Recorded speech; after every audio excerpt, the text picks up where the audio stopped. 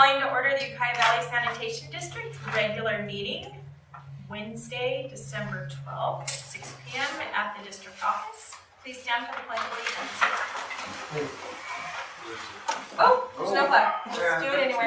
It's behind. It's What?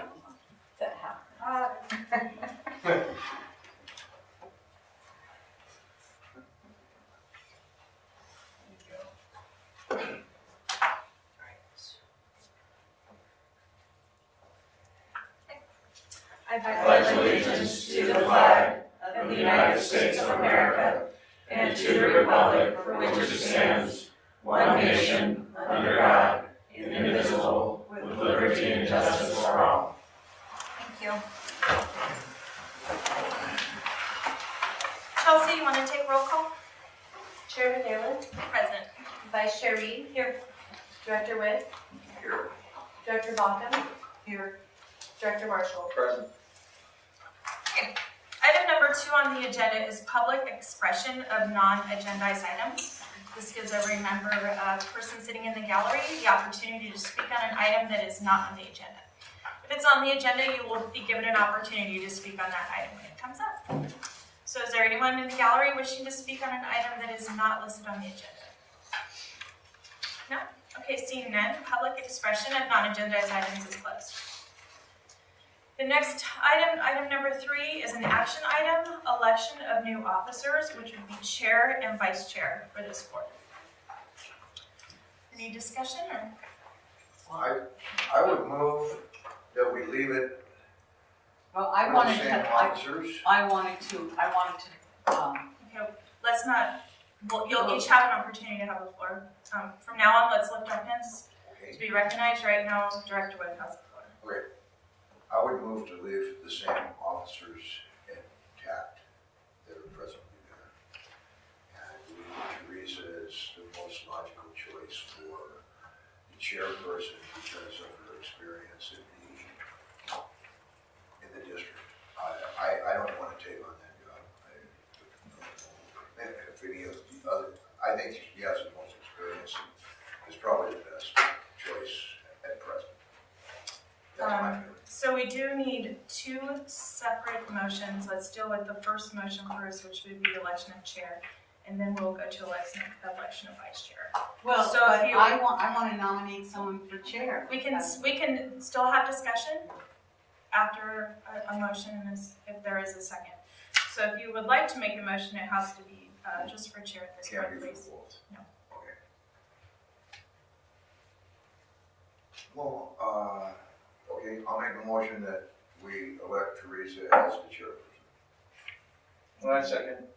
Okay, now discussion? Yeah, I put in the agenda that I wanted to have Andrea move up to chairperson. She's vice chair this year, and I feel that she's qualified to do it, and I think that having the status quo over and over year after year after year is not such a good thing.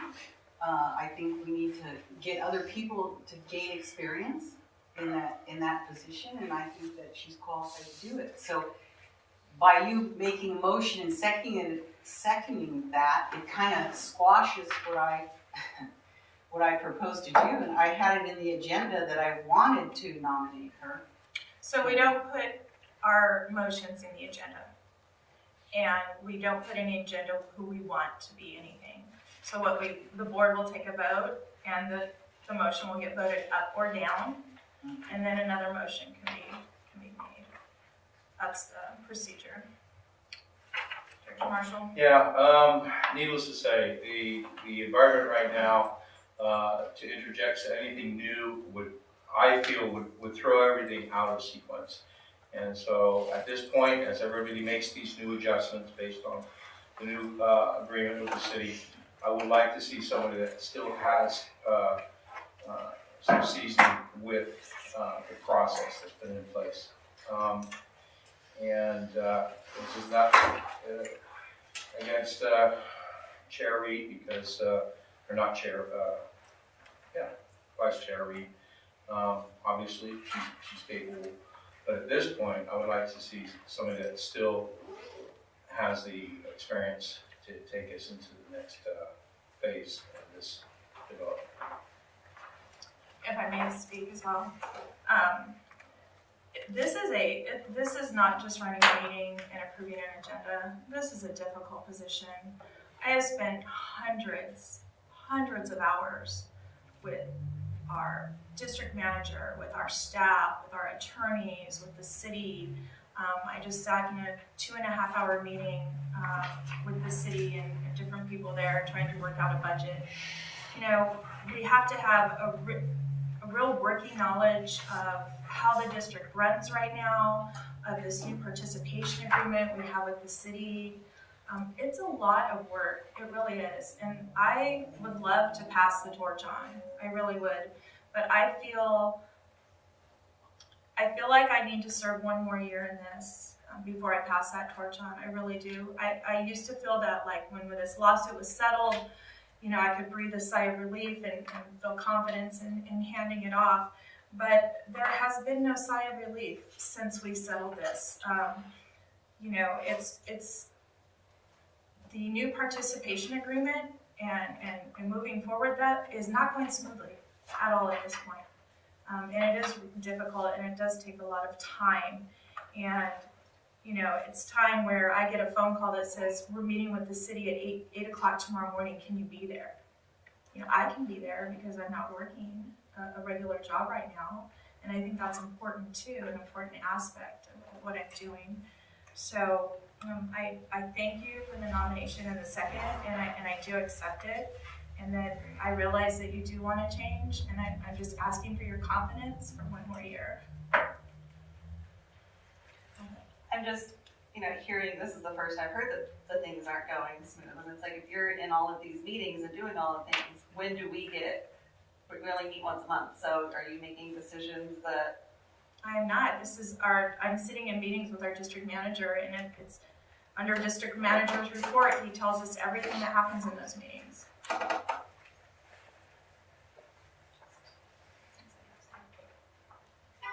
Teresa, Yes. I think a fair explanation also is that the city and the district are trying to implement the operating agreement.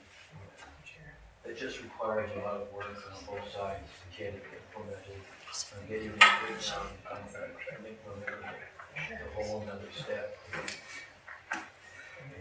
I don't really, part I've been involved with for still. I didn't anticipate it would be this difficult either until I just sat in a meeting. What day was that? Wednesday? Tuesday? Yes. Or Tuesday? Yesterday? Is it?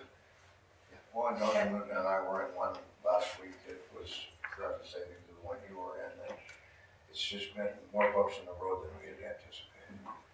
So Maybe we need to go back to meeting more often so that the whole board can know what's going on? Or let's talk about that at a different place on the agenda right now. Okay, let's stick to the agenda, and when we talk about the reports, then we'll talk about that when it's reported by the district manager, okay? So right now we have a motion and a second. Does anyone from the gallery wish to comment on this item? And this would be the item of new officers, chair and vice chair. Hi, Yes, Mayor. Maureen Mulhern, City of Ukiah City Council. I appreciate that you have a lot of knowledge on what's been happening with the Sand District in the city. I think that one of the challenges that small boards and larger municipalities really have to face is some of the old animosity or angst or issues that may have been there before continue on. And as a resident of the City of Ukiah and the Ukiah Valley Sanitation District ratepayer, I think that having a fresh face and some new a new approach at those meetings might be really helpful, and I definitely appreciate that a lot of work goes into being the chair of a board, but I don't think that any of the electeds that have signed up for this position don't know that and didn't know that it was going to be some hard work and some hours when they signed up to do this. So that's all. I just wanted to give my 2 cents about the opportunities that some fresh perspective can bring to these conversations. Thank you. Does anyone else from the gallery have a comment? Or we're not gonna respond to the gallery? Okay. So we have a motion and a second. All in favor, please say aye. Aye. Opposed? No, 2 nays, 3 ayes. We're at the election of vice chair, and I would like to nominate Director Whiff to be my vice chair. Director Whiff, his intimate knowledge of the sewer system has been invaluable, and he is putting in a lot of hours and going to meetings with the city and trying to work with the city on rate studies and projects and things like that. And I really think he's doing all the work anyway. So I would like to nominate Director Whiff as vice chair. I think you're doing all the work right now anyway, Ernie, so. Well, I've offered my technical expertise, I would say. I don't, I'm stretched for time. Well, Is there a I'll second, sure, I'll second that. Board discussion? well, if Ernie's still, able to contribute his expertise without being vice chair, then and if he doesn't have the time to be the vice chair, then I don't think we should force him into it. That's kind of why I made the motion. Let's leave her the way she is. I'll continue to meet with the city on, we met the other day on was the ESSU counts and, the technical aspects of what we're trying to decide here, and not anything that really is pertinent to report to the board until actually it's resolved and reported. That's the way it's a negotiation basically between the district manager and the city, and I was there for what input I could help with. Well, Ernie, so how do you feel about the appointment of being vice chair? Is that gonna stretch you out in your time? Well, it's honestly, it'll be no more time than you've spent already. You're spending more time with this board than the majority of this board is. So, I don't think there's anyone who spent more time doing board business than myself. I understand that, but I want to make sure that he's not feeling cornered here. Yeah. What do you got? It's all good, whatever everybody wants. What everybody wants. I've been volunteered for stuff from my wife, and I always wonder how that's gonna work out. So, you good? Yeah. Right, so we have a motion and a second. All in favor, please say aye. Aye.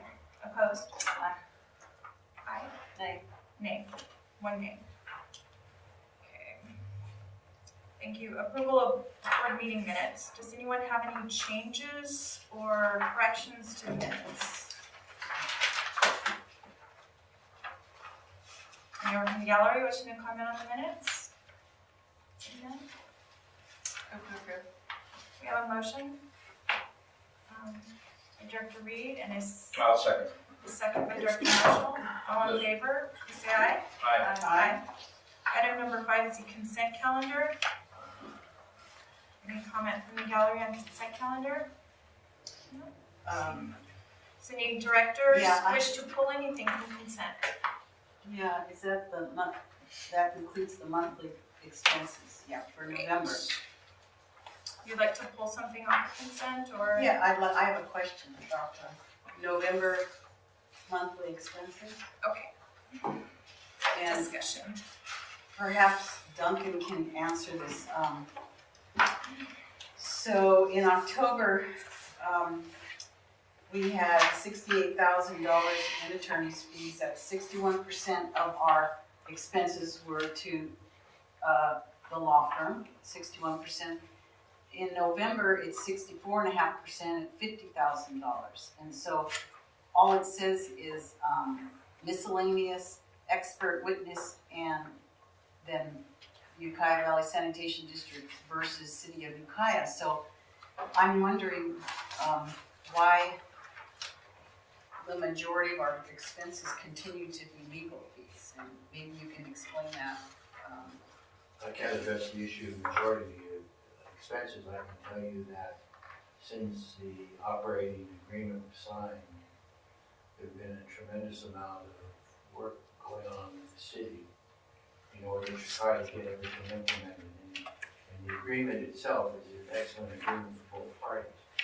But the implementation part of it is very difficult because, for example, throughout the litigation, there were significant issues regarding the equivalent sewer service units, ESSUs. And as a result of the agreement, we shift gears and we say, okay, what happened pre 2003 is irrelevant. And what we're going to do is we're just going to try to work the calculation out since 2003. Well, I've been working on it, Sean White's been working on it. That's part of what the meeting was that Ernie and I had with him last week. And so we have to go through and recalculate everything and come to an agreed basis on which ESSU would be calculated. And that's part of a lot of the time. But I don't understand why we need an attorney to be doing that. It's more of like an engineer and, I mean, the city doesn't have their attorney calculating ESSUs, it's the engineer And and. Dave Report was sitting there at the table with me the entire time, so. The city Doug, attorney it's is. been through, the basis of the lawsuit was the ESSUs. So Duncan has worked through the last 20 years of ESSU distributions. So I kind of feel that it's important to have him continue until this matter is resolved, and I think we're pretty darn close. And then a lot of that legal expense in the bond. No, we have Issue. bond counsel for that, that would be But separate. Donald's also doing a lot of work on it. Mark's been working on it every day. That's partially true, but bond counsel works on one aspect of it, and we have to work on the district aspect of it, because bond counsel keeps coming back to us and saying, you have to do A, B, C, D. Now, Donald will give you a full explanation of it when he gets here. He's with his daughters at a space program right now, so he'll be here probably a little after 7. And he'll address a lot of what you're concerned about as it relates to that, because the bond thing is absolutely a massive event by itself. Well, it's my understanding that the operating agreement should stand alone on its own so that anyone should be able to interpret that agreement if it's well written. It seems to me that. Well, we hope. It's not just But interpreting it, Not working out quite that way. it's knowing it. I mean, there's no one who knows that agreement better than Donald at this point. He is the expert, he wrote that agreement, and sitting through a meeting with representatives from the city of Ukiah, it was evident that I needed Donald there, because their attorney is sitting there wanting to interpret the agreement one way or wanting to inject something that's not in the agreement. And it's our attorney who says, that's not in the agreement. You know, that's not in the agreement, that's not how. So you're saying that we're close to an agreement with the city, so. At least on the ESSU things that Ernie and I were working with them on. And it's not a contentious, there hasn't been any contention in these negotiations. It's business. Everybody's happy, polite, there's different opinions, and we're trying to ferret through those opinions to a final decision. Very expensive, It's principle. unfortunately, those decisions aren't falling in place immediately. Much of the institutional history resides with the attorney firm as well, right? You've had a lot of change through district managers. You don't have a broad staff. Excuse me, you have one person. So this institutional knowledge resides there as well. So it's support staff as well. The city has an array of folks that deal with individual departments, individual buckets. We have a very small shop. And so wherever the institutional knowledge is, you want it there, I think, to present your case. They're complicated matters. There's a lot of money involved. But I think to Ernie's point, I think everybody's sitting down and working in God's faith effort. But it is complicated. And I think when we signed the agreement, we said that there would be a lot of heavy lifting, and that's the process. With you leaving, how are we gonna have that continuation, to bring in a new person? And, We can actually talk about that, that's on the Okay, agenda. but I mean, how long do you think before the negotiations are pretty much set with the operating agreement? Is it half done? Julie, I can't address the part that Don wants to talk to you about, but I can tell you that Ernie's line dealing with them, them being the city, Sean, Mr. Erickson, David Poor. It was a very, very friendly, working together discussion. We came to some very quick agreements on a number of items, and we're still working on one of the items, and if we get that done, it might take another hour and a half or 2 hours, and we all walk in the room and say, congratulations, we settled this part. The bonding attorneys say that they will not support us without the ESSU problem taken care of. And so it's a critical foundational problem. And our budget, and the city budget, and the district budget, and because we have a new participation agreement with them, we're setting precedent right now with how we're going to move forward with our budgets from now on. And it's a little rocky, both sides trying to feel their way and figure that out, so it is a little difficult this year. Hopefully once we get this precedent set and each side knows, what to do, hopefully next year is a lot easier. But this first year with this new participation agreement and, the reports they have to do for us and the reports we have to do for them and how we, have to agree on our budget, and if you don't agree to something, how you have to disagree, that's taking a lot of work right now.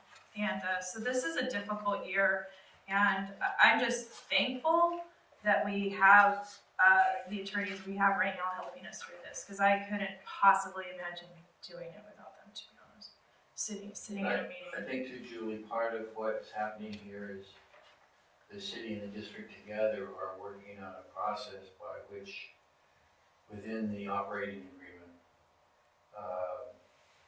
we'll be able to work out these differences in a really easy way, because the operating agreement was written for the purpose of eliminating litigation, not creating litigation. And so, it's like you gotta walk before you run, and you set up a process, and I think a lot of that's happening right now. At least the part that I've been involved in. Is there any other board discussion on any item that's on the consent calendar? Hold it, that's right. Is there a motion?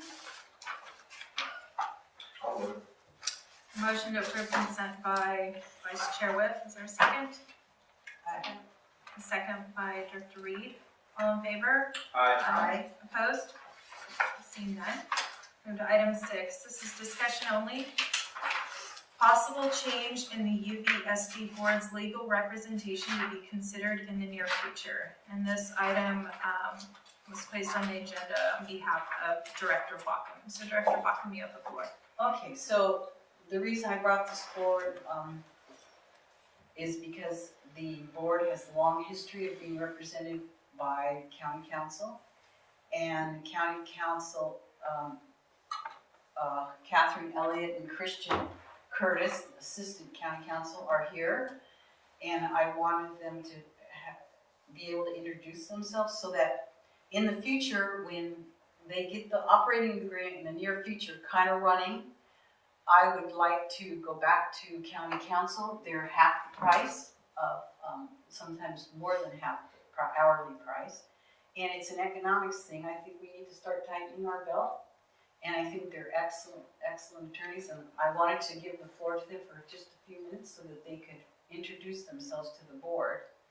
So that when I bring this up at a future meeting, that you're gonna be well versed and know who they are, and we'll be able to vote on that when we feel that that things are worked out a little bit with the operating agreement. So can we have a few So they can have a few minutes, but in the future, I would need more than just a few minutes. I would need a full presentation before I think I would bring anything before this board to vote on, so you know. But please, certainly, they can have the floor at this time.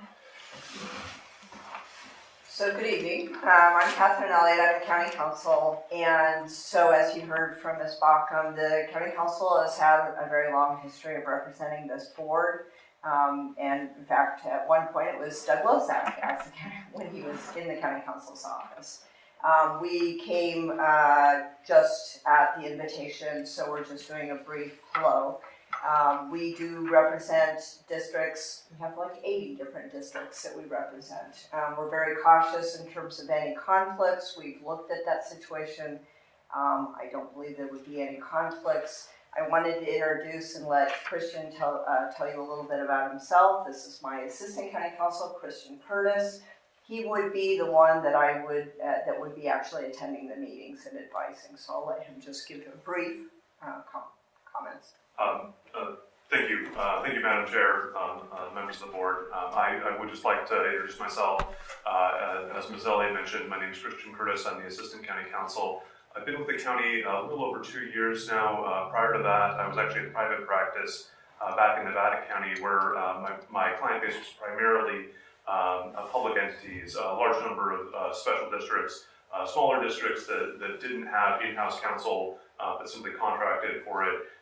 And we also, my firm was county counsel by contract for Sierra County, actually the second smallest county in the state. We did contract work for a number of other public entities, a number of other counties. We represented, I want to say about 3 different fire protection districts, a few water districts, cemetery districts, a range. And that's also been part of my responsibilities since coming here. We do represent districts through county council, and I would be happy if you're so inclined to represent you as well. So, and our rates are what we charge all districts, which is $160 an hour. So you say you represent other districts right now? Correct. What are those?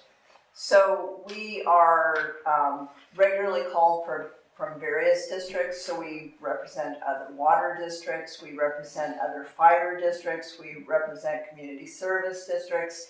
And again, each time a call comes in, there's a discussion in terms of any way that might cause a conflict. Obviously, our first allegiance is to the county, and we won't do anything that compromises that. But again, as you know, the history of this board, it started sort of through the county, and so we have been closely affiliated with the Sand District for until just recently when it left. But again, we represent on different things. Sometimes we help on HR matters. Sometimes we help on measures that they're bringing. Sometimes we help just on things they're trying to get in front of the board. So it's a variety, and I know I've gone out on certain calls and then said, no, I think this would cause a conflict. So certainly if we were coming in on this board on a regular, that would be our allegiance. We don't sit in on any other boards regularly like we had always done with the Sand District. So there's not, again, that would create a very specific allegiance to the Sand District. So, So you said you represent about 80 special districts? they're on our list. Okay, so the county of Mendocino has 50 special districts. So do you represent special districts outside of the county? So some of the things that I'm calling in terms of our list of special districts are things like LAFCO, MCOG. There's a variety in that. We have also joint power agencies. So when I say special districts in my list of where they are, they're under the special district list. That doesn't, so I should correct, they aren't all special districts. And just for clarification, and I think this board should know too, we never left the county as clients. The county told us they weren't able to have us as a client any longer, and the county left us. So that left us in a difficult position at that time, and that's when we moved on to Duncan's firm. And that would have been Mr. Lozak, correct? So we were. Because he was That the wasn't. county council at That that time. was. He was. It He was was under actually the Janine. acting at that time. No, it wasn't. He was not acting county council at that time. Who's judging it? It was Janine Nadell, who was, she would actually sat in our meetings for some time before Doug, and she was actually a county council when we were dropped as a client. So, I think she's just appointed for, judge and we might put. just for clarification. I wanted to ask, does LAFCO have, LAFCO has its own council, so I'm not That's quite correct. sure what, Again, we have assisted them in the past, but they have, and they came to us and talked about whether they would come also to have us, our services. And they have counsel that is a specific LAFCO council. So, and I recently removed them off of the list that we put and published to the public, but we have had these, a lot of these districts we don't represent, but they're on our list of possibles if they need something. Some of them are the cemetery districts. I mean, there's just a lot of districts out there, so. any other board members have any comments or questions on council? Appreciate you I guys coming. could tell you that since 1967 until 1979, I actually represented this district. And unfortunately, when I reviewed some of the historical documents, I found my name on the document, but thank God it wasn't. I'm not sure that's something I would be too proud of. Right now, I'm representing. And then Doug represented the district for a number of years while he was working for Janine Nadell. And in fact, won the lawsuit against the city of Ukiah, and they had to settle and pay $300,000 to the district for taking connection fees. Mendocino from Brewing the Company. Company. Yeah. So, So that was when he was county council. yeah, the county council, overall, they do a pretty good job. They're overstressed, overworked, and understaffed. And How I many think attorneys do Kit will be the first one to admit it. how many attorneys do you have now? We have 8 attorneys, but I will say 2 of those are dedicated to the CPS. She has 3 more than me. Is there anyone from the gallery wishing to comment on this item? Thank you so much. Appreciate it. And anything you want from us, we're certainly willing to provide for you in terms of information. Okay, thank you. Thank you. Thanks. thank you. Okay, next item on the agenda. Item number 7, this is an action item. Appointments to working committees. We have the Finance Committee, the Governance Committee, which is the Policies and Procedures Committee, another word for it, and the Planning and Technical Committee. Does anyone have a preference? I'm gonna throw that out there first. So last year we were governance, so I think we'd like to continue with I that. haven't even really had a chance to do it. Yeah, there are many of our policies and procedures that really do need to be visited and We know that updated. they do, but we've tried to do that, but it was like, wait till after the lawsuit, we need to wait till we have a district manager, we can't really do anything yet, so Yes, we haven't had a chance to even really. Okay, I would like to continue with that. Then I will appoint to the Governance Committee, Directors Baucom and Directors Reed. All in favor? Say that. Aye. Okay. Finance Committee. I would like to be on this committee. Anyone care to join me on this committee? Were you on the finance committee? What's it? No, it was already. Ernie. I defer mine to Julie. Yeah. Julie, would you like to be on the Finance Committee as well? Sure. Okay. And she has invested a lot of time in research, maybe hopefully that's beneficial. And I've enjoyed working with Director Baucom on our ad hoc committee first, so. So I will appoint Director Baucom and myself to the Finance Committee. All in favor? Say Aye. Aye. Okay, planning and technical. This is pretty important. Planning would be, if we wanted to move forward, maybe next year with looking into doing our own billing and collections. If we wanted to research, if we feel we need a pop-up plant somewhere because it's a development and we don't have the necessary ESSUs in the current plan, things like that. So this would be a planning, that would get referred to planning and technical committee. So, I think Bernie and I were on that. would you like to serve on that again? Sure. Okay. Is everyone agreeable with that? Okay, Right. so, yes, sir. Suggestion about committees. I know there was a conversation earlier on about being sort of in the information flow and knowing what's going on. A lot of times standing committees have regular meeting dates. Different from that, the board may want to consider establishing those dates, approving them, having them, so that you have a report out by either your district manager or whatever parties you want, so that you do it routinely. It makes it easier trying to call people together sometimes, doesn't work, and the process then just becomes sort of loose, so it doesn't really ever get enough traction, so Whenever there's a maybe fire. you do it episodically instead of routinely, and that it just sort of has continuity breaks. So maybe in another regular meeting, you may want to establish standard times, call them, it's up to you, of course, and So, maybe get a little more knowledge. I'll get a vote on this and yours in just a moment, but actually, let's vote on that first before I move on. So all in favor of Director Webb and Director Marshall for the planning and technical, please say aye. Okay. Thank you for the confirmation of that. So everybody meet up with their committee member, and Chelsea, if you could put this on the agenda for the next meeting, next regular meeting, that we will establish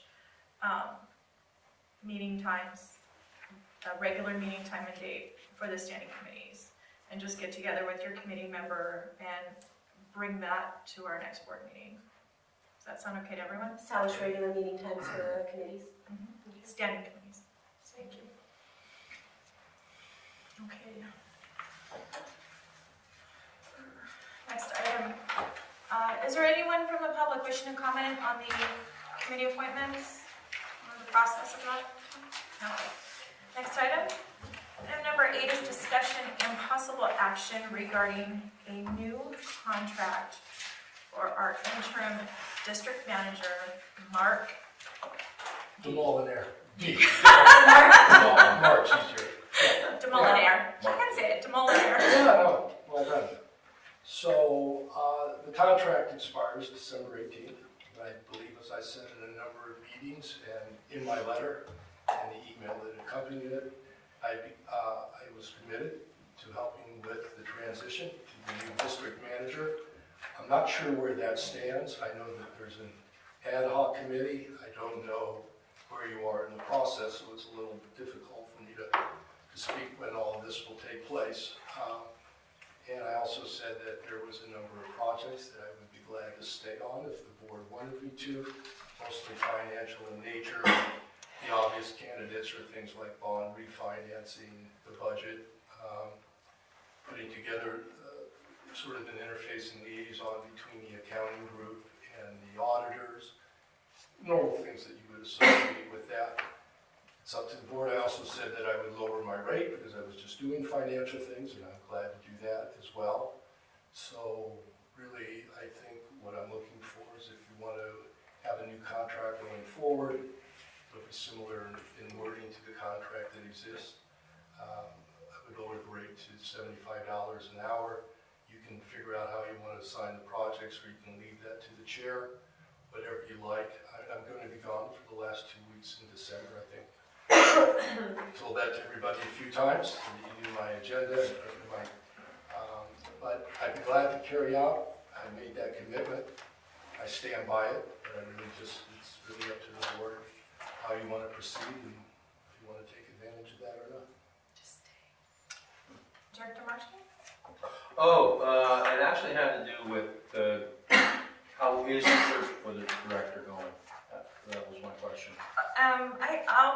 I was gonna report out on that under director's reports. Sure. All right. It is going. We're down to 3. Is, with this request, like, do we have is this a year-long contract that we're looking at for Mark, or what's the capacity there?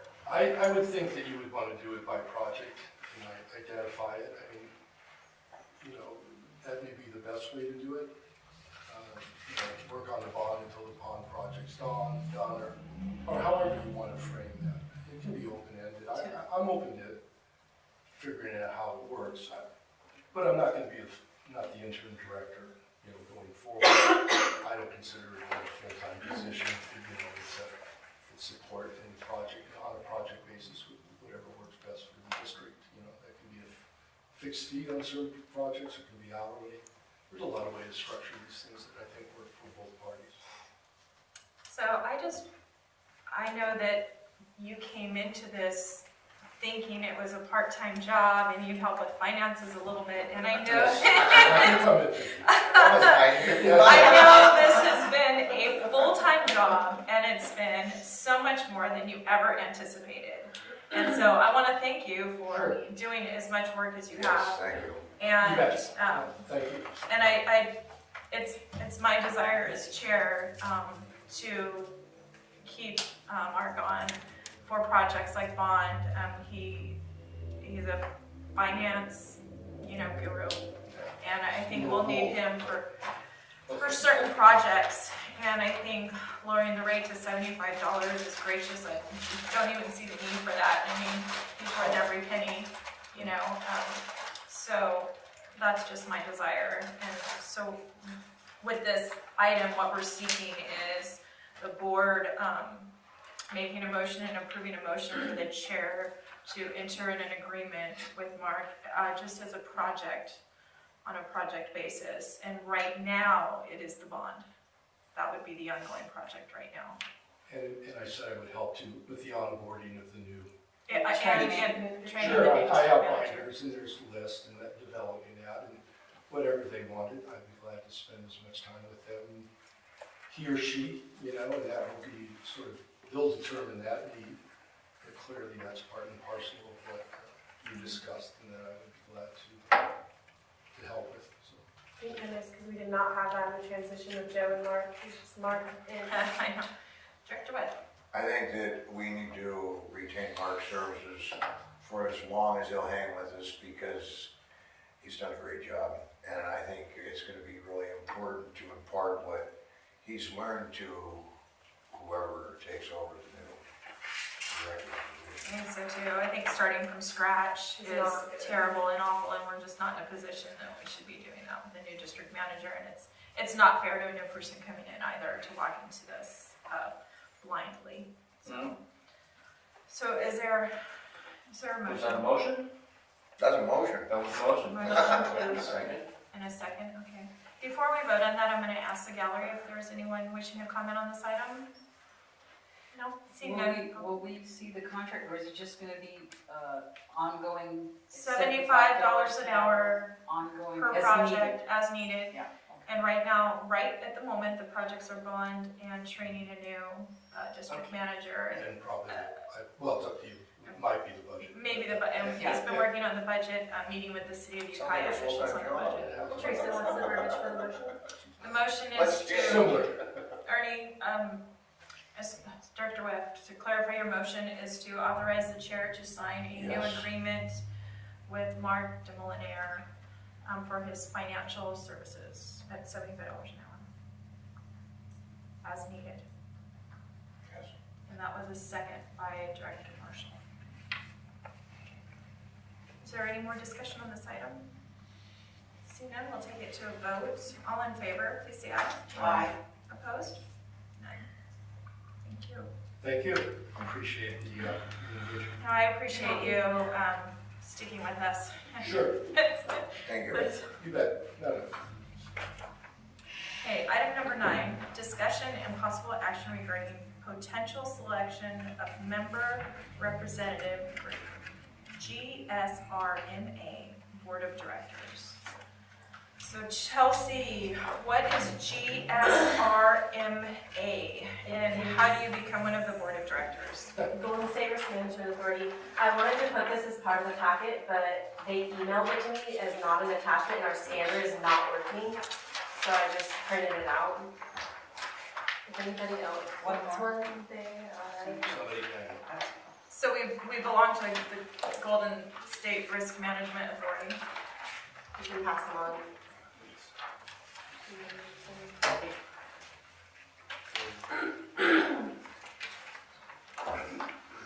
So it's kind of the same thing that we did with, I think Andrea was nominated for the, And that was the local, right? yeah, so this one, yeah. I just wanted to put it on here just in case anyone was interested. Can you talk about what the board is? Golden State Risk Management Authority is our insurance, right? It's our liability insurance.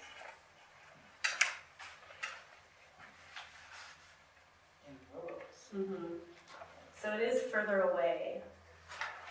They have WebEx But capability. you can Buy monthly, so twice a month. Mhm. And It looks Every to other me, month. Oh, Every it looks to me like you can remote in like via, I think it says. So this is a discussion only, right? You're not looking No, for anything. it's discussion and possible action. If anyone wishes to be nominated to this board, then we send in the nomination. Then all fire districts and special districts belonging to Golden State Risk Management Authority will vote on those. They And provide then our business and liability Sure. insurance. I find it really Yeah, interesting. So I'm That's what sure it it is. will, a board having to do with insurance and risk management, setting policies and Just something they're offering so for us, interesting. yeah. I wonder if this is a result of some of the fires that have come up. I think No, this is, they provide insurance to special districts, to I think it's, districts. And so it's like their board of directors or, and it has a representative for the districts on it or something. advice on operation policies that would mitigate risk. So are there, What my belief would be. yeah, It's not unlike what the Office of Savings Bank as a director, a lot of it anymore is assessment of risk. And there's a lot more in-depth assessment of all risks on whatever endeavor you're on. I think they're focusing on that to have better insurance rates, better policies for all the special districts, which, everybody's a lot more risk conscious than they were previously. Yeah. is there anyone wishing to serve on this board? I always like learning something new. I just, the time required to get from here to Willows. You can remote it in, right? And yeah. While you're pondering that, I'm going to open up the gallery to comments on this item. Anyone from the audience wishing to comment on this? No? Okay. Director Marshall, did you want to be nominated? No. So there's no action? No action? No action taken on item number 9. Okay. Oh, at the beginning of the meeting, I needed to amend item number 10 and I haven't. So I'm going to amend that and I apologize for that. The item number 10 should read discussion and possible action regarding approval of emergency replacement of sewer main on Mendocino Drive. And not the rest of that sentence. So there will be no action on anything other than replacement of sewer main on Mendocino Drive. Approval of emergency replacement. Right. Okay. Which is So, already in place, isn't it? Director Whiff, I think you and Mark are probably the most knowledgeable on this. Either one of you want the floor for this item? Well, the sewer main in this particular area had deteriorated to the point where the flow line was gone and the gravel that it was backfilled in was entering the main. so it was no longer capable of flowing. So maybe Jared could tell us what stage it's in, or Sean, or whoever. Yeah, sure, I can run that too. Jelani got the main in last week and raised main house today, so it's complete. It's complete? Mm-hmm. Oh, wow. Yeah, I saw them out there working Are we today. under budget? We are, yeah, we ended up doing it on time and materials basis. Yeah, So do you have the total? I don't yet, no. I need the billing for this month, yeah. they were pretty good unit prices. Yeah. Yeah, no, I was pleased with their quality Sorry, work. I and- didn't participate. Yeah. What was the material that? It was AC. Asbestos cement. Yeah. It was, nobody in Gelati had ever seen it. I had never seen it.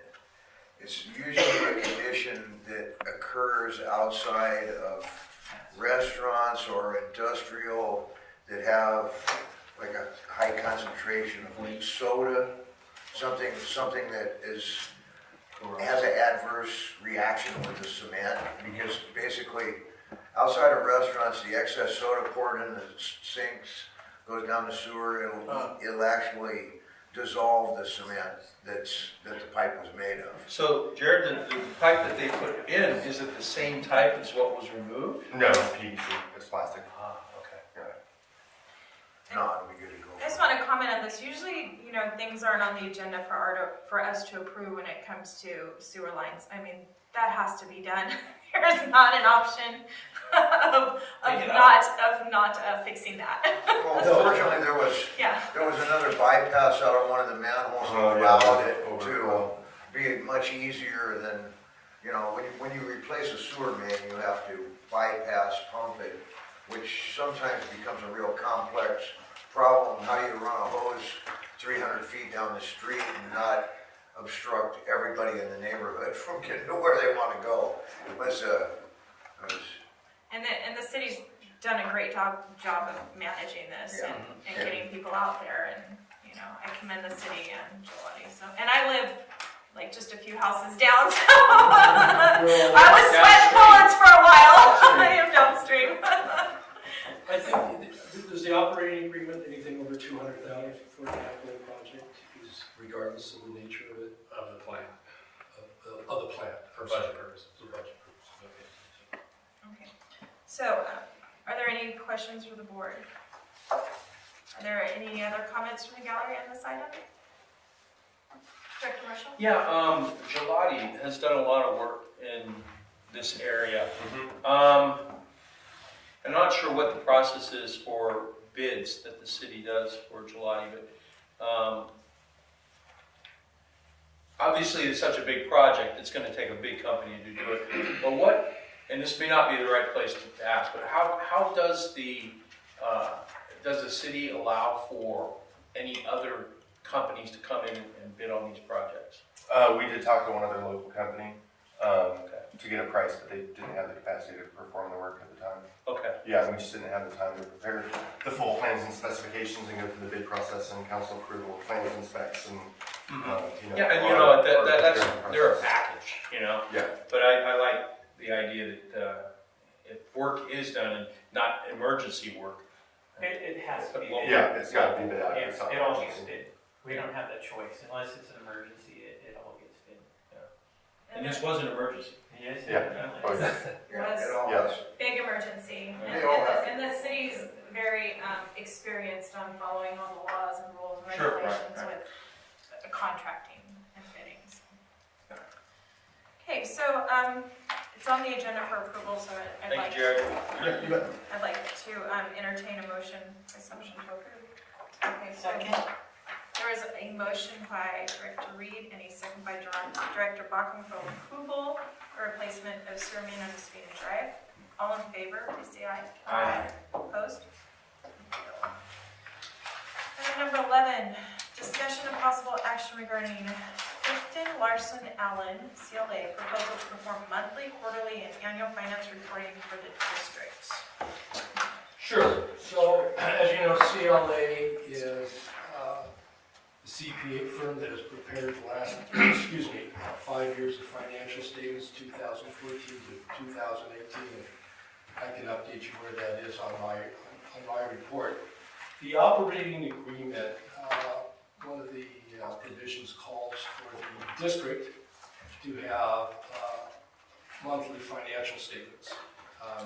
Not sort of a data dump, but statements of operation and balance sheets, and what you would normally and customarily find in a financial statement monthly package. Also, that process is used with the city. We look at, we net out our expenses to see if there's money owed by the city to the district or vice versa. Quarterly, there is a true-up, and then annually they're reviewed. Since CLA has put together the financial package for the last 5 years, I asked them to provide a proposal to do the monthly accounting, the quarterly accounting, and then the district is going to have to prepare its financial statements at the end of this coming fiscal year so that they can be audited. As an aside, I asked the city auditors who are going to be auditing the last 5 years to send a proposal to the board to perform the audit for next year. But I think this would give, again, the district a very professional financial accounting package. They understand all the issues. They worked with the city. They'll work with Van Land. And then you will get a monthly package. It will be a full financial package. They will come here and make presentations if you like. I think you'll have a much better understanding of what your cash positions are, what your profit and loss is, sort of what your monthly cash flows are. And I would highly recommend that the board consider doing this. You can terminate the agreement anytime that you like. It carries on, but if you don't like the service, you don't have to do it. But I think you would, the district would really benefit by having somebody who's already foreign into all these numbers, understand it, set up our books from the get-go, understand the process. They pull reports from the city, they pull the reports from the county. We do some things in QuickBooks. They already know the information flow, the transaction flow, and so. So I have a question. Sure. So on page 3 and 4 of your proposal, engagement procedures and limitations, we are not required to and will not verify the accuracy or completeness of the information provided to us for the engagement or otherwise gather evidence for the purpose of expressing an opinion or a conclusion. In our engagement cannot be relied upon to identify or disclose any misstatements in the monthly financial statements. So they're putting everything together, but if they see something wrong, it's not their responsibility to. So management always has a responsibility to make sure that the information that they provide somebody that's prepared is accurate and correct. If they were auditing it, they would give you an audited opinion. They want to make a distinction that they're doing a financial preparation. It would be like if you hired an internal accountant. So they don't want to, I think, give you the impression just because they're doing these financial statements that they're providing in an audited statement. You have to be very clear about that, especially with the audiences that you give this out. This is for management consumption. They'll be using it with the city. They're going to assume all the numbers of the city and the county and that the checkbooks are all correct. They're going to just take those numbers and they're going to. Well, they'll take them, but they have some knowledge on them because they put together the 5 years worth. Those numbers will be prepared and given to the auditors, and they will then work with the auditors to verify all of that stuff. But during the month, they'll take the numbers from the city and they'll use them as being correct, just as we do now, or just as you take from that report.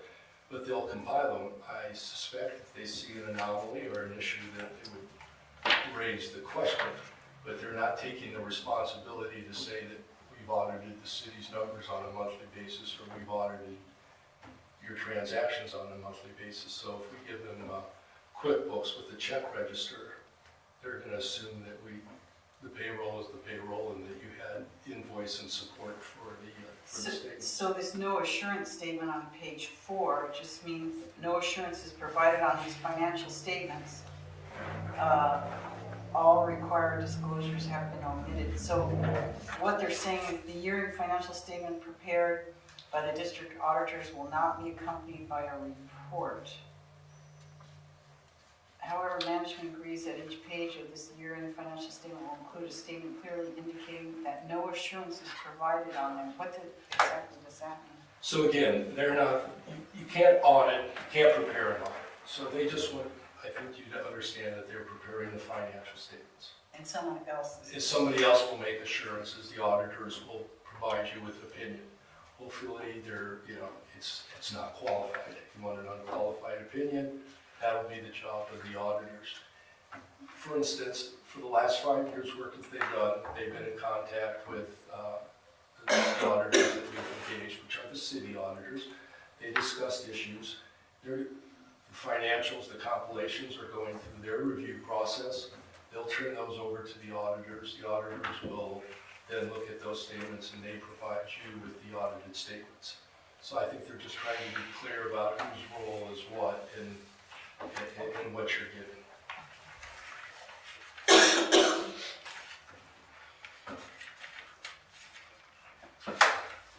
Any other board questions or comments?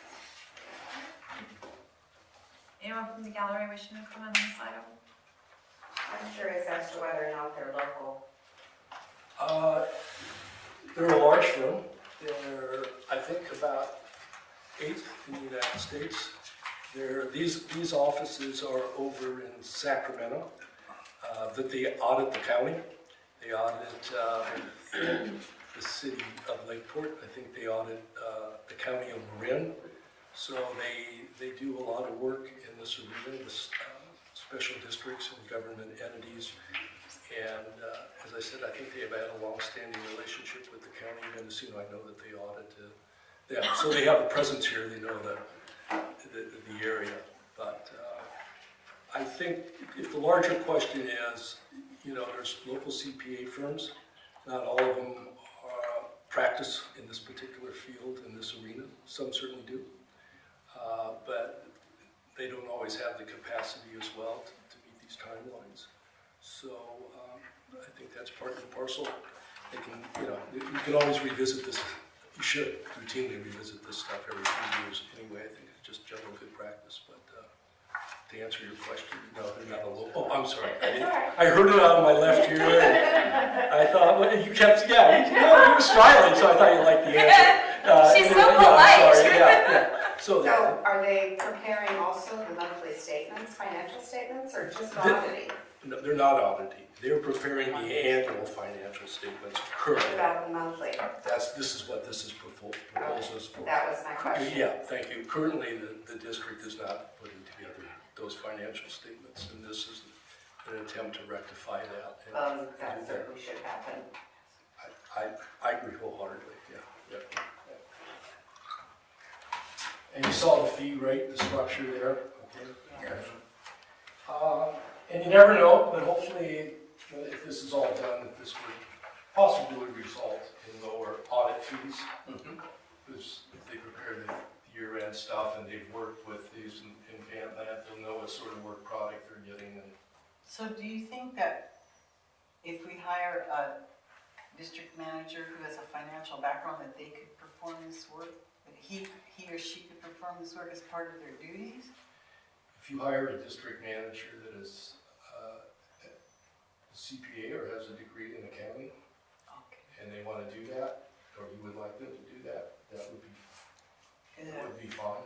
But I don't think you would normally want to go down that road.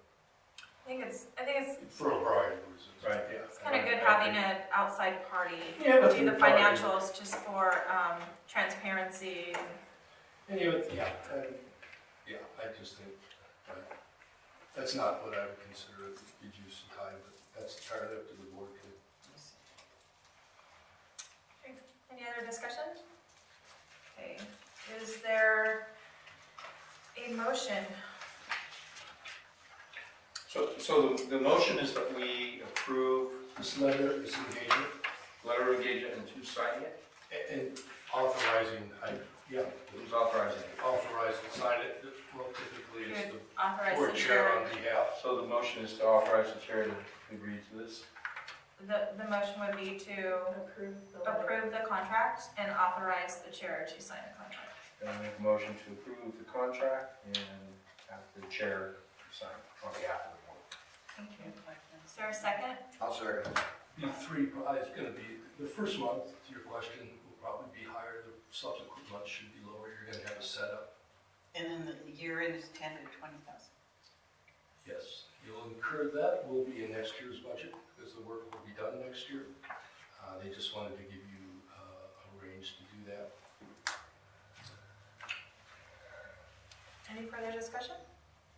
Are you okay? Okay. All in favor, or did you have more discussion? I have just a comment afterwards. Okay, all in favor, please say aye. Aye. Opposed? So that what I would say, CLA has finished the compilations for the 5 years. They're going through their internal review process. They'll be done this month. I've asked CLA, Jeff Peak, who's the principal we're dealing with, to come over. I would suggest the board would benefit by having a special meeting and have him make a presentation on the financials so that you have a good understanding of what we'll be seeing, of course, going forward, where the district sits, what its performance has been for the last 5 years. So far, they are under budget and on time. So they'll have some money that they've budgeted in that whole process and work with the auditors, but they've produced what they've said so far. So I think highly recommend it from my standpoint. Thank you. You bet. Item number 12, discussion and possible action regarding the proposal for joint sewer rate study. This is joint with the city of Ukiah by Hillbrand Consulting. We've talked about this for the last few months. This is the letter that we received. I've worked with Sean and Dan Buffalo at the city on this project. I think for a number of reasons we feel that sewer rate study is important both for the district and city. It's been, I think, perhaps overdue, but for reasons the district hasn't undertaken as well as the city. This is a joint proposal. The proposal will be signed by both parties, the district and the city. It'll be used, obviously, to set rates. Also, it's part and parcel bond refinancing. The underwriters and insurers would like to understand the rate structure and how that's going to look going forward. I'm going to ask Sean to join in. We had a phone conversation today with Hildebrand and Bob Reed, I believe, on some of the deliverables as well as the timeline. It calls for a lot of participation by the boards, the city council and the boards. There's 2 or 3 meetings in there. There's a lot of collaboration on this. I think at the end of the day, we're looking to find sort of a coherent and symmetrical way to look at the city, to look at how charges and ESSUs are going to be calculated or whatever. I think it gets strange now, but we probably will have different rates because of different financial, the district and the city, but the methodology we're looking to harmonize. And Sean, jump in. I would say the only other important component that we will get out of this rate study is the operating agreement calls for us dividing costs in the future based on flow and strength, and this rate study will set the methodology for doing that as well. Thank you. Yep. Strangely enough, it came over budget when we put it. Well, that seems to happen sometimes with these things. We used a study, I think a budgeted number from about 2 or 3 years ago that was given, I think, some of the complexity of the issues from the operating agreement, as well as just at the time they've given us a budget that is $77,550. That's to be shared equally, 50-50 between the city and the district. In our budget, we had $25,850, and our share was $38,775. So it's roughly $13,000 more than originally budgeted. We used our best guess based on a prior letter from these folks. So. Director Marshall. So is the sewer rate study necessary for the bond refi? Yes. Because the follow-up question is there an ETA when this will be completed and will be in time? It's in here, assuming everything goes correctly, It's on page 4. yeah, it will be, the final report will be prepared at the end of April, and then you will have the public hearing in May with the idea of implementing it at the beginning of the new fiscal year. So how do we get our bond, everything in by March, if that's required? That's gonna be very difficult. It's, So we're not gonna make our March deadline for Yeah. bond refinance? I think it's, I don't see how we're gonna get there right now. We'll discuss that a little bit later. Okay, but I have a question, so, Sure. so the sewer, rates is for new hookups? It'll be Or for, exist, it'll be for ongoing annual rates, and then you'll get hookup rates as What the well. monthly charge will be. It'll be a oh, monthly so, charge. and so we do 3 months, if they do one, we're gonna put them together and do them. So this will be part of this, so in the And will opera, the boards and the city council be determining will we have input in how Sure. we should do it? so in the schedule, they have joint meetings together. In the operating agreement, it calls for the city and the district to agree on a methodology. The district uses 3, the city uses 1. Yeah. Part of our conversation on the deliverables with these folks were to maybe provide us sort of best practices from their eyes, what they see, how many months to look at, the best way to look at it. So I think it's a process to be seen, kind of be discovered, and then to They'll be determined. recommend something, then we'll talk about it between. That's my understanding. Yeah. Hopefully we'll implement it. Yeah, Yes. even better. Yeah. Yeah, right. So that's one of the things that needs to be, to work on through this whole process. So that's part of it as well. Director Webb? No, it's just Um, figuring. And just a comment to Sean, the city of Ukiah. So the city of Ukiah is happy with Hildebrand and moving forward with this. And He's great. I'm more than happy with him. He did a very nice job. I think he's done some other districts in the area. I think he just did Millview and Redwood as well. So, yeah. I think he's a known entity. Okay, so this would be signed by our board and by the city of Ukiah in a shared cost. Yes. I'd say the only thing I would add in relation to the bond refinancing, I think when we refinanced our water bonds, we were in process, but I don't think we were complete. But when the rating agencies and all those people look at things, they just want to make sure you basically have your revenue stream, contemporary and your house in order, and having a rate study undergoing while we were refinancing seemed to satisfy them at that point. But when you say, I haven't done one in 8 years, I don't have any plans to do one, that gives you a different rating. Yeah, but I think that's a point. I don't think we need to be all the way down. So we haven't nixed the March deadline for the bond refinance. I mean, we haven't made it impossible to reach that. Not next, no. But I'll mention in the report, but yeah, I think it could be difficult to make that timeline. That's my personal assessment. So on item number 12, we need a motion for approval of Hildebrand to do the sewer rate study in conjunction with the city of Ukiah. Will be also signing this, and to authorize the chair to sign the agreement. I would move that. And second. So there was a motion by Vice Chair Whip and a second by Director Baucom. Is there any further discussion by the board or by members of the gallery? Anyone wishing to comment on this item? Seeing none. All in favor, please say aye. Aye. Opposed? None. Thank you. Item number 13, discussion only regarding availability of board members for special meetings. So I asked this item to be on here because I would like to set a special meeting for the board to look at the final candidates for district manager. I want to get that date set so that we can move forward with that. Director Bachman and I met as an ad hoc committee. We narrowed it down. We asked for some responses to their requirements for salaries and benefits and hours and things like that. And based on those responses, it's now narrowed down to 3. So Director Bachman and I will get together again. But I'd like to set the meeting while we're all here to have a special meeting in closed session to interview the final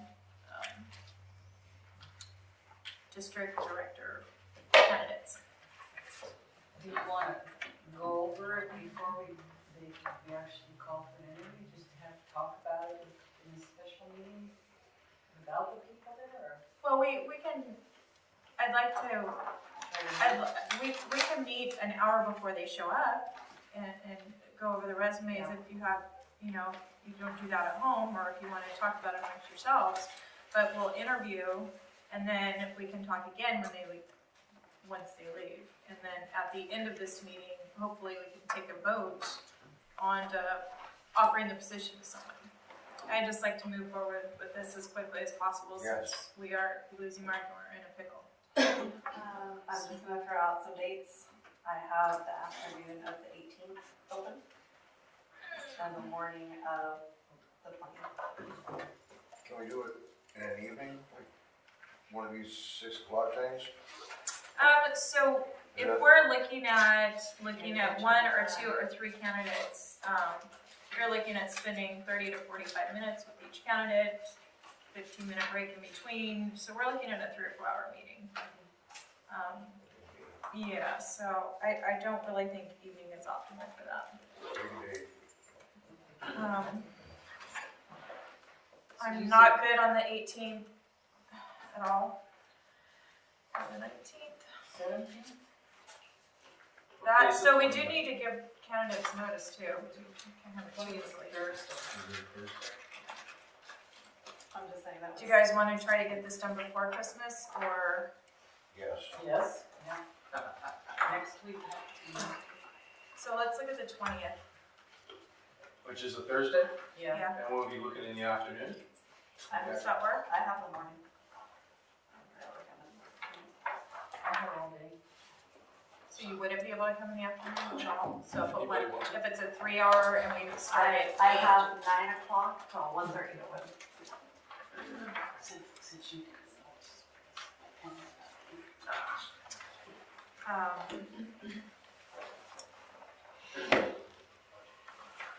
All right, well, let's try to get it, let's start at 9 and try to get it done by 15. Does everybody else have? Well, what about the Friday, what about the 21st? I mean, is that, That poses a slight problem for me is there's no school on the 21st. In the And morning. she has kids, I have kids. okay, I mean, All my kids are taking care of it. but if the 21st works better for everyone, I can find some. You're not here? She's not here. Teresa, it'll be in one item agenda. Yes. Closed session. I prefer the afternoons, but obviously Friday I do think would be maybe difficult because school is out that day and we can get out. So Thursday, but we'd have to go from 9 o'clock till 1, you say? Yeah. okay. All right. Thursday the 20th, At 9 a.m. 0900 hours. So Do you think we can set a special meeting after Christmas for the account, or after the new year for the account? Oh, I was strongly, well, you want a date, but that's when they would be available. After the, Yeah. Should First we half try- of January. Should we try to set it for that already for January? If you give me a date, I would then email them and make sure. I think they'll try to make every effort to get over here to accommodate that. all right, so would you guys like to look at, The week of the 14th, the week after the meeting? okay, so the week of the 14th, Mark? I think that would be fine at the pleasure of the board. Again, I'm sure, I've talked to Jeff, he's all aboard on coming over, so unless he has an engagement that has him out of town or unavailable to make it, I'm sure he'll try to accommodate it. Should we shoot for a Wednesday evening, since when we meet Wednesdays, is that suitable for everyone? Shoot for a Wednesday evening? Our January meeting is January 16th, so that's. Oh, it is? 14th, That would be, That's I the- Oh, no, sorry, the 9th, never mind. Yeah. was gonna say, I have it on the 9th. Why did I mess up again? It used to be every. So the 16th, we'll Can we shoot for start at 6:30? Instead of 6? So, you know, I'm sure it's fine. Jeff comes over from Sacramento, but, you know, 6 or 6:30 probably not is gonna be indifferent to him in the sense that I imagine he may stay overnight. He's He coming may back have, late. he may have some other business over here that he can do as well. I can't Or- speak for him, but. Well, I can. Yeah, no, I don't think 6, that. Let's have a board set its date and then 6:15? How's 6:15? it, I just need, I have. What is this meeting for again? The 16th? A presentation yeah, by the finance. I think set your time and then How about 6:15? he'll Just accommodate. give me a couple of months. Okay. Okay. So, yeah, 6:30. So that'll be another one item agenda? We Yeah. got there, so 16. Yeah, so this is January the 16th. Which is a 6:15 Wednesday. special meeting. And it's a one item agenda too? Just a Yep. presentation by the finance committee? No, By the, not the finance committee. CLA for your yeah, the CLA. 5 years, 5-year audits. financials from fiscal year 14 through fiscal year 18. Presentation by CLA. It's Here. compilations, it's not the audits. And what's the guy's name? Jeff Peak, Jeff Peak, P, So it's a E-A-E-C-K. presentation, E-B-C-K. a presentation by CLA. Gotcha. So, and to be clear, they're preparing it, there's compilations, they have footnotes, then they will give this to the auditors, and then the auditors will be coming, starting in January to start the audit, so that hopefully it'll be completed in the first part of, well, May, June was the deadline. I'm hoping it'll be May, but to be seen. Okay. Do we need any other special meetings besides those two right now? No, it just, you won't, probably to be on notice with this sewer rate study, that they'll want a kickoff meeting in January. They bring the board and the city council together with the staff that's gonna be working on it, so everybody gets fully briefed on the scope, what the deliverables are, how the methodology, what they're gonna look, what they're gonna need, so we'll have another meeting to do that. Sooner the better on that. Date to be determined, I think. Well, let me know, but I'm gonna have to still check with Willow about these 2 dates ASAP tomorrow morning. Okay. And I'll let you guys know if anything goes wrong. All right, item number 14, announcements and other business or matters from staff. 14A is a general manager report. And so we need If you're a not, report on bond, a report on budget. first of all, I just passed out, we tried to get this into the budget package. It's the monthly, just update actual, the budget, when we were at 41 pages, and I guess it loaded out. And I tried to make it as small as possible, so it's certainly it work. Very much so. That's, I think, what any good financial person does on their That's right. spreadsheet. It's so small, illegible.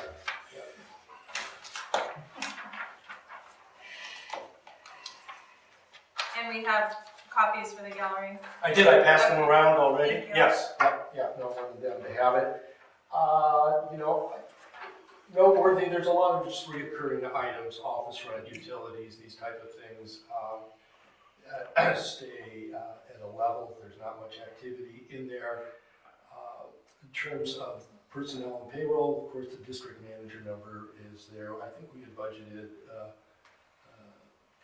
think it was for about 8 months, so I suspect that he or she may be on board for about 6 months. So I'm sure going to finish the budget.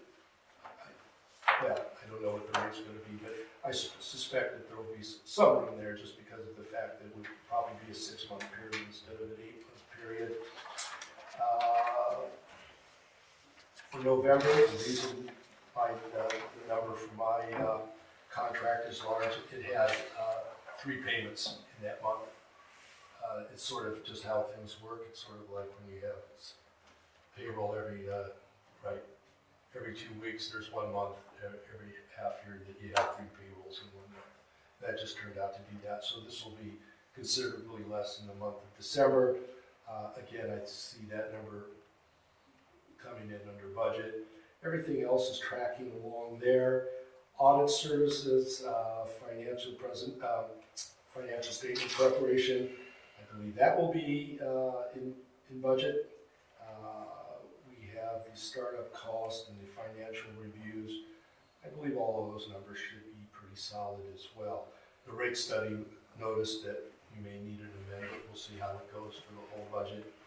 And we may have to look at some legal fees. It depends how far this goes into with the budget process and the O&A implementation. Right now we're tracking, but it could be higher. There's possibilities of how these things play out.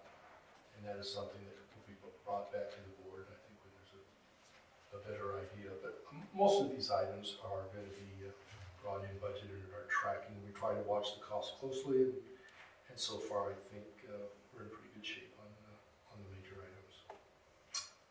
So unless there's other questions, we have that. It will be nice, and I think just to comment, you have these check registers and all of these financials for the city, which we do this every month, and the county. It would be nice for you to have financial statements, and you'll also have a budget to actual on those. And I think it'll be just a presentation that'll be much more meaningful and a lot more useful for the board as they look and ponder certain decisions. So that is that item. And we talked about CLA. Ordinance 35 was on the agenda, just so you know. I think we've worked it out with the city. I think there's an agreed formula and a process that they inform the district on the ESS calculations. Working with Ben, he's been great. I think that is finally taken care of. Now the ordinance just needs to be rewritten to be compliant. We're following the process because it's in the O&A. Just simply was a matter of time when we didn't do it. So that can be on your board package. But I think that thing is all resolved and put to bed in a good fashion. So and Ben was really good to work with on that. So you got that resolved. There was a discrepancy in the formula in the operating agreement is different than the one that the city uses, which gives you quite a different answer for the impact of a commercial restaurant.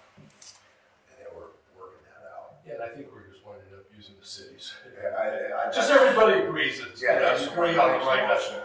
You agree on the best values. I think that's it was this times this divided by this, and it was divided by not enough, so it made it a huge number.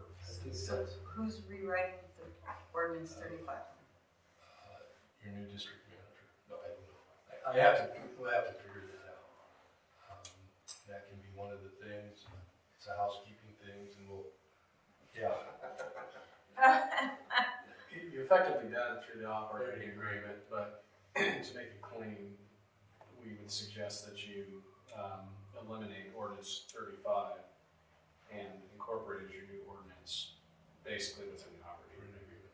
So it should be, just eliminate it. yeah, cut and paste, I think. Can we vote on that? That's It's not in the agenda right now. I mean, next week. Put That's that on. Well, yeah, but when it's 100% done, set in stone, we will absolutely. We're not currently following ordinance 35 right now because we have a signed operating agreement that says how we'll do it. So it's house cleaning, so we will take care of that. Get that done. And then Okay. budget process. Budget process.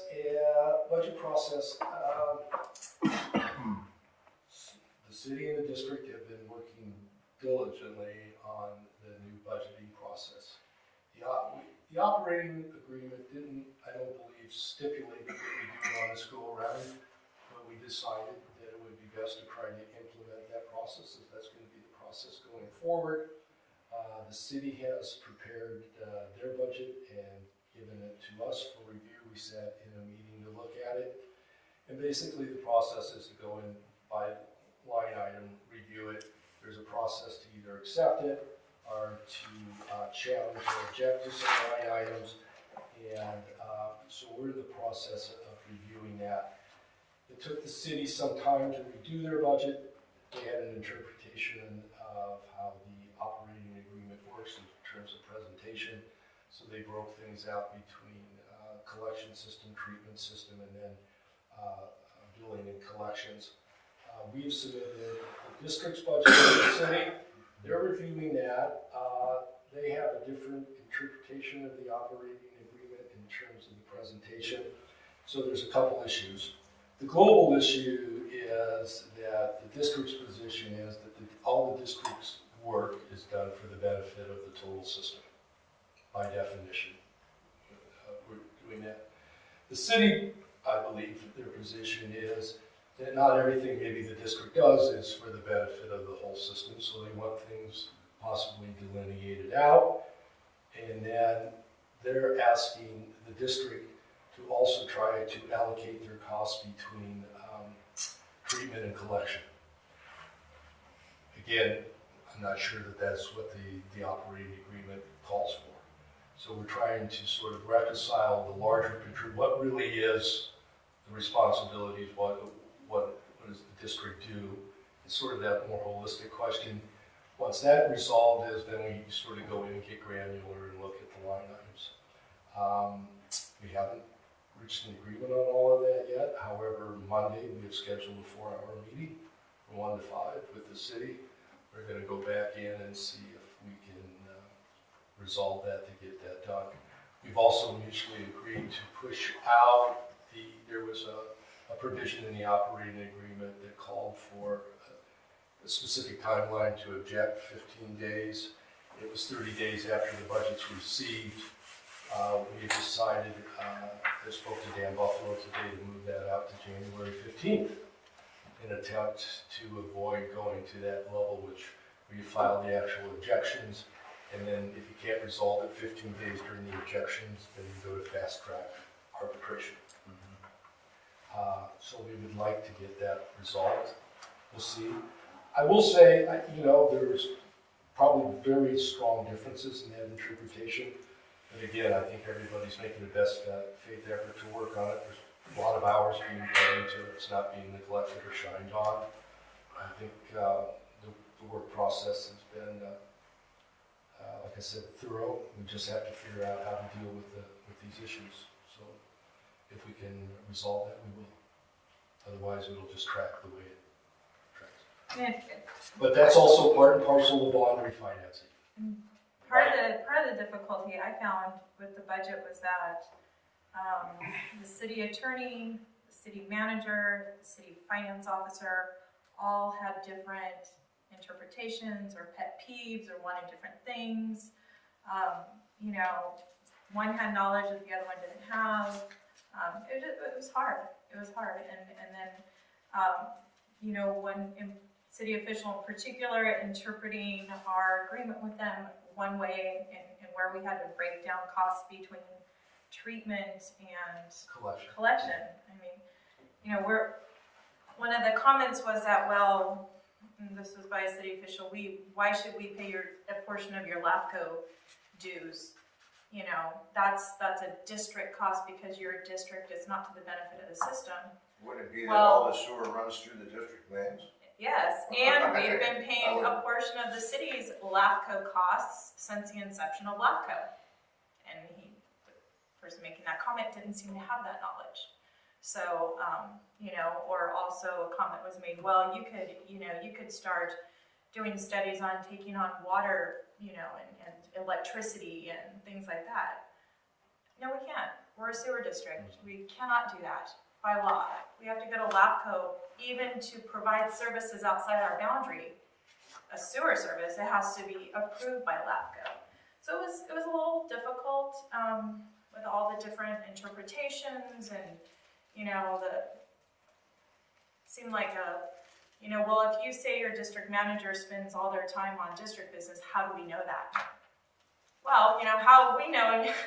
We've been paying a portion of all of your admin fees for the last 50 years, and we take you at your word.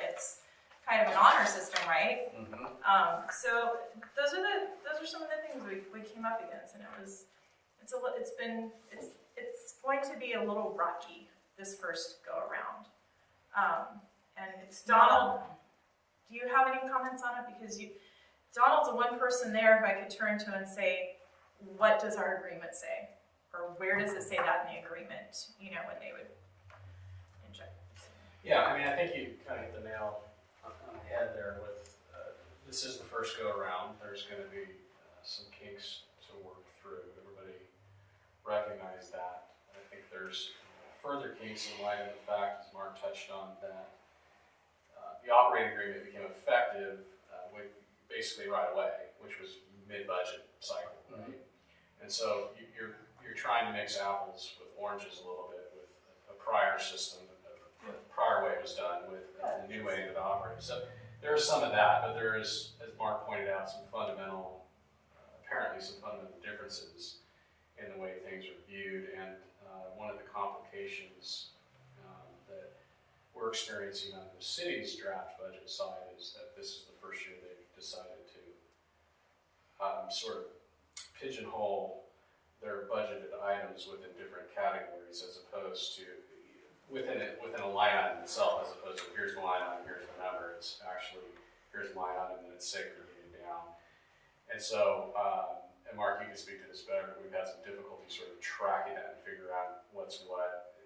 It requires that you go into I don't want to say sub-budgets, but it's other city department budgets to whittle all this down. And so it's added a layer of complication to the overall project, I would say. Yeah, so we spent a lot of time just trying to map it and work through it, and it was great. But yeah, I mean, it's sophisticated, it was complicated. That's nothing Yeah. unusual, and when you're trying to implement something new like this, I mean, you just work through it. It takes time. Yeah. to make it clear. Yeah. And there's still issues, but it takes time.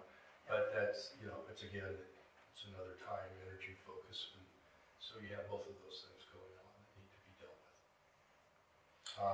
It's going to be an important job for our next district manager.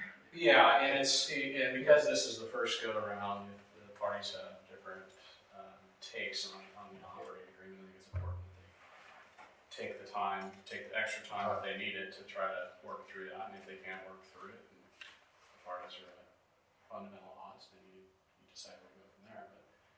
But it's important to try to work through that process. And I think that's everybody's stated goal. But this is a requirement for securing bonds, right? It's a big part of it, so that you need the budgets, because all of that, part of the bond thing is how you're gonna deal with debt. And another big issue is, do you try to fix the debt, or do you have variable rate debt? It's not only an issue between what the city and the district is trying to do, it also, the bond underwriters, fixed debt is easier to deal with than variable debt. And so you're trying to look from the city standpoint, part of the calculation is variable, they would prefer that. The district in this particular case would prefer perhaps fixed debt. And then you try to accommodate what you're trying to do for the bond. So there's, all these things are connected, and then they just continue to spiral through. And the Fed chairs thinking of raising bond rates, so. They're gonna raise it in December, Yeah. right? So, who knows what's gonna happen next year, right? It has for a By recession.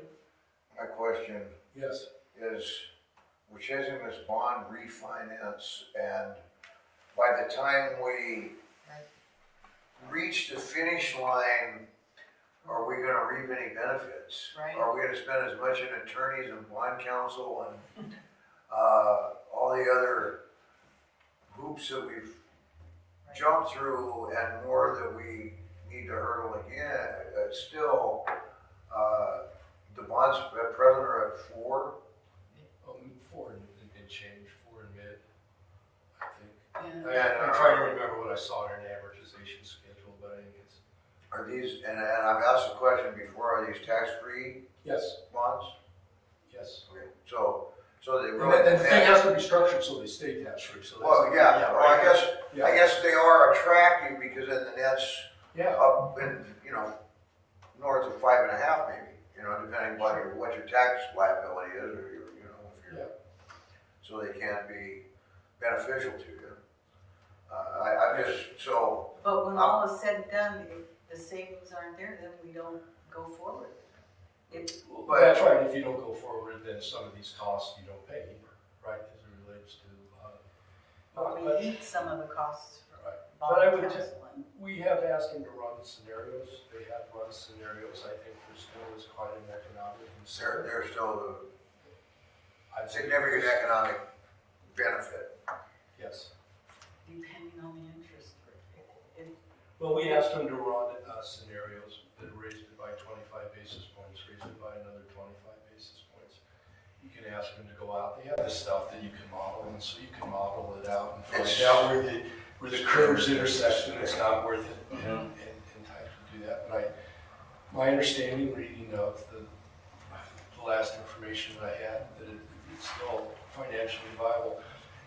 Sean said it, we're pushing forward on this. I'm just trying to be objective about where I think we are on the whole process. What I would also tell you that I believe that'll be the district manager and the board for you to decide to look at. But if you don't make this date, I think you should press forward like you still want to make it. The worst thing that I think could be done for the whole process is to say, okay, it's going to be the next one, and then you take your foot off the gas and wait for 3 months to resume negotiations, and you'll just lose all of the momentum. A lot of this work is going to be done. There's a process in place so that we meet once a week. There's 15 of us that meet, so it's sort of ecumenical in that sense. Everybody's there. They're either in the room, there's on the phone. Those groups meet, the municipal advisors, the bond councils, all meet. We meet with the city independently to go over our issues and work that way through it. So it's, as I said, it's difficult. There's some real differences on things. There's some differences on goals and what each party wants. Everybody wants to save money, and we clearly get that. The city likes to wants some issues about detachment. They also want some security that the district, if they decide to go to do some things, that the city wants some reliance that the money will be there and available to them. The district, we've had stated goals besides savings, a possibility of pursuing building and collection, O&M, prepayment things, trying to incorporate that all into one document, one bond offering is no easy task. I mean, that's just the reality of it. So we're pushing forward like we want to make the date. Mark, you touched on this a little bit, the relationship of all this, and especially with the budget and the refinance, but the board, I think, should be aware too that this is connected with the rate study consultant too, because if you look closely at that proposal, in terms of the timeline, it suggests that in order to move forward past some of the I'm not sure if I'm going to say it right, but in order to move down the line with their objectives, they have to have the parties' budgets, right? So that plays into that as well. Otherwise, it kind of grinds to a halt, as I understand it. Yeah, and the other thing I should have mentioned about this too is for the bonds, they need 5-year projections. The rate study provides a 5 and 10-year projection windows, both on financials as well as capital projects. And getting that done, sign the agreement, that information has to get to the bond rate people before they do it. So trying to have the confluence of all these things at one time. So it sounds like we're not gonna make the March deadline because it's not done until April. Well, the financial, they're hoping that their financial package will be done in February, I believe. Oh, okay. The projection part Yes. of it, right? So you have the projections. And then their model, you can drop in rates. I mean, you can drop in the interest rates from the debt service, and that will model out, and that will also affect the rates that you will see. So as we go through this process, they'll have this sort of thing, sort of black box with the formulas in there. And like Sean And they'll said, drop it in there. if it's in the process, then that may be That- enough. That could certainly help. So, yeah. I don't know, Sean, if you have. I can't remember exactly, but I believe when we did our water bond, our rate city was not finished, but it was in process and happening, and that satisfied the bond council at the time. Bond counsel, and, so there's insurers, bond counsel, there's a couple, and then. And, I mean, there's a difference too between like satisfying them and satisfying them enough to get a good rate, you can always get approved on a loan, it just may be a terrible loan, it's about getting approved for a good loan. Yeah, I mean, so there's all this stuff. Yeah. Clock's ticking and. I think also, something you touched on a little bit was not just satisfying the bond insurers, but some extra things that the city wants within that may not be as easy for us. Right. I mean, the city has some concern, for instance, about the district paying their debt. And if we go out and do, so they may put some constraints or want some constraints in the bond document that then would make building collection or owing them impossible or difficult. Because we have to have so much in the bank to cover our debt There's all service sorts for of a this, year right? or whatever. Yeah, and so we've started off about having 2 bonds. The city suggested that we do one bond to speed things along, and we agreed to do that with the caveat that these things that we were looking for in 2 bonds somehow should be written over into this one bond to see if we can make it work. So the idea was to put it over and do that. But you still fundamentally have to get past these issues and how to deal with them. And like I said. Donald, you've been working a lot on that. Do you have any comments or anything to inform the board on? The lockbox and detachment without requirements. getting into too many details, Mark sort of touched on the concept that there's 2 ways to go. There's more, I'm told, but there's basically 2 ways to go about doing the refinance. One's with the 2 series of bonds, one for the district's portion of the debt, the other for the city's portion of the debt. The other way is to have a single series issued where it runs through the city, essentially. All of these groups of people met, as Mark touched on, and understood the parties' respective objectives in refinancing, and came to the conclusion that the objectives could be met equally as well, not perfectly, right, but equally as well under either series, a dual series or a single series. The city desired to have a single series because I think the concept there is it would make it easier for them to do a reorganization or detachment down the road if it chose to do so. And as long as it didn't impact the district's objectives, I think that was, we wanted to consider looking at that. So that's sort of the direction it's gone. There's been since then, some additional terms added that we feel don't exactly jive with the operating agreement. But that's one of the things, with all of this mixed together that we're working through. Those things come We're up. trying to work through with the city. And the lockbox concept is a concept where all of the district's revenue will be dropped into an account that's locked. You don't have access to it, essentially, except, and again, depending on who you talk to, after the bonds are paid, and what I think the city wants is after O&M is paid as well. And then the revenue will be released at year end.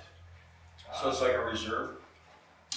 No, Debt service. it's a practice that's implemented in banking or loans that you're a high risk, okay, basically. And what we're going to do is we're going to take your revenue stream, the whole thing, and once you've met your obligation, we're going to disperse what's left to you. That's basically After 12, at the end of the year. And that is that's not a reserve. basically, That is not a reserve. that's not a reserve. No. You're gonna pay your debt, and it goes. Well, I like your plumbing analogy, man. It was shooting through too, and as long as it's collected, they collect what they want, or they're supposed to Yeah, collect. well, Whatever's you'll left see- over is the You'll cost. pay some suppliers that go to a receivables company that has been assigned that particular company because they've had some payable problems. And they make their payables and they give them what's left. And it's kind of the same concept. So but if we take all of our revenue, lock it away, we don't have the ability to do it. It will, so But it's, and it that goes, depends it on how that large box is Right. designed.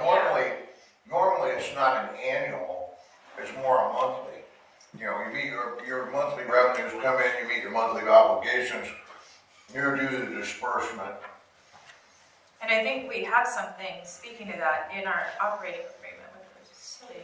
Well, yeah, what the operating agreement says is that the parties are gonna undertake in good faith refinancing with the aim of ensuring that the district's elections, I think is the phrase used in that agreement, ensuring that district's elections are achieved. And so, yeah, I mean, there's ways to work through this. It's just a process that You can deal with remedies after the fact. If there is a default, then there's remedies that can be dealt with. I mean, there's ways to structure this. But a lot of this is business between the city and the district. Some things are required by bond insurers and bond graders. Some things are purely business decisions. They're waiting for the city and the district to figure out some of the business side of it. And then they got to figure out if those decisions are also compliant with what they need to do. And we get back into fixed debt and variable debt. And so, Does that amount that's, quote, reserved, does that ever change? Or is that just? it can, and then there's other things like rate stabilization funds, which you might be aware of from the 06 bond structure. provides no cushion. Some of the insurers have said would be sufficient in lieu of a lockbox. In other words, not That is necessarily reserved, not a though. lockbox concept, but it's basically there to ensure the payments. There's all sorts of ways to do this. And we have revenue and we have money sitting in the bank. We're not high risk at this point. I mean, we're fluid. It's the 30-year, Yeah. 30-year look with a system, you know, I'm sure they're looking at the whole thing. You have a system that's 60 years old. Yeah. A lot of it older than that. I mean, it's a massively complex problem that I couldn't imagine when I signed up for this job. Yeah. Could, Exactly. you know, but all valid concerns. And while the feeling in the room at the last budget meeting with the city was that the likelihood of us hitting this window with the bond pretty slim, it was the opinion of the city manager, the city chief financial officer, the city attorney, that we keep moving forward as if we're still trying to make this window so that we could make the next window. And they all foresee still being able to save money, being able to hit the next window, you know. And, you know, who knows how it will play out. Maybe we'll get there. But, I think this is sort of at least from my vantage point, the most Very important. assessment, you know, to share. So, on that note, Anything? No? Donald, do you have any more to add to that? No, I would echo what the opinions that you just mentioned were from the city folks. And remember, part of this, you have to move forward with it anyway, whether you're refinancing or not. You got to deal with the budget issues. And you're going to have to do rate study. They go hand in hand, and all of that kind of folds over to the refinance also. And yeah, there's, I guess, separate work that needs to be done just for that as well. But, you know, there's a lot of interrelationship between these items. And the ESSUs, getting that straightened out, that was huge. That That was another issue. Man, getting those ESSUs straightened out was really about a $9 million gain for the district. Because we went from having 500 100 to 1,200. exactly, and that's 700 times 12,000. that was big money, and that was our attorneys meeting with the city attorneys and meeting with the city officials and working that out in a meeting, and that was a huge gain for us. So that was important and necessary, moving forward. So. And then there's the determination of the jail, whose customer that is, I think. Oh, that's still to be heard. So We're still working on it. yeah, it's another work in progress. Can you explain to me the detachment issue that you said the city wants to detach They want the overlap area? the overlap area, so It's those in the are, city limits. but they would it's- take them, they would become city customers, the revenue stream would flow with them. And then you have to also assure them that the debt associated with that portion of it also flows with them on the bond, right? So if let's, And the O&M. yeah, and the O&M, so let's say it's half and half for the quick math, then it would be, you take 25% of that, so you have to have a methodology in place if that takes place, so that the debt, the O&M, and all of that flows over with the revenue stream, so that there's a matching, and then the district would be But then obviously smaller. you still have that. Yeah, no, I'm Now, I've tried to do the math on that one, Mark, and what happens is with the detachment, if the district doesn't give up the corresponding ESSUs, the district ends up with not very many ESSUs left to provide right. future service, and the revenue stream that can't support that future service. I don't know. That Yeah, seems, no, it's a, to me, the math doesn't work. it's a tough nut, and that has to be figured out, embedded in all of this, yeah. To have that happen, it really guts the district and its ability to serve its customers in the future. So, And just so you know too, that's not something that just the city can do and it's a done deal. right. I mean, that has to go through LAFCO, that has to have a CEQA, which it isn't just environmental as in roads and trees, but financial impact to people in the valley too as part of a CEQA. So that's a long process, and before that can even be initiated, there has to be a current sphere of influence and municipal service review for the city and the district, and neither one of those are done. And we're not even on the agenda until 2020 for LAFCO to look at our sphere of influence update. So I mean, these are, Which is mystifying. yeah. I mean, there's that whole piece of property out there on Ford Road. Right. Needs sewer service.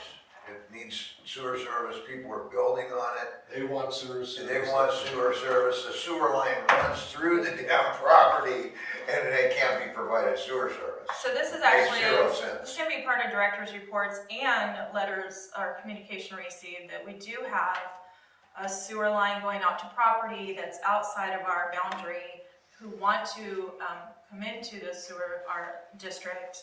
And we are not able to do that until we have a sphere of influence update. Right now, we have a very old sphere of influence, which is exactly like the cities where it goes from hilltop to hilltop. It's considered unacceptable by LAFCO.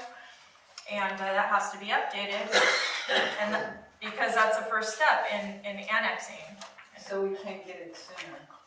Well, we would have to petition LAFCO to move us up on their worked project sheet.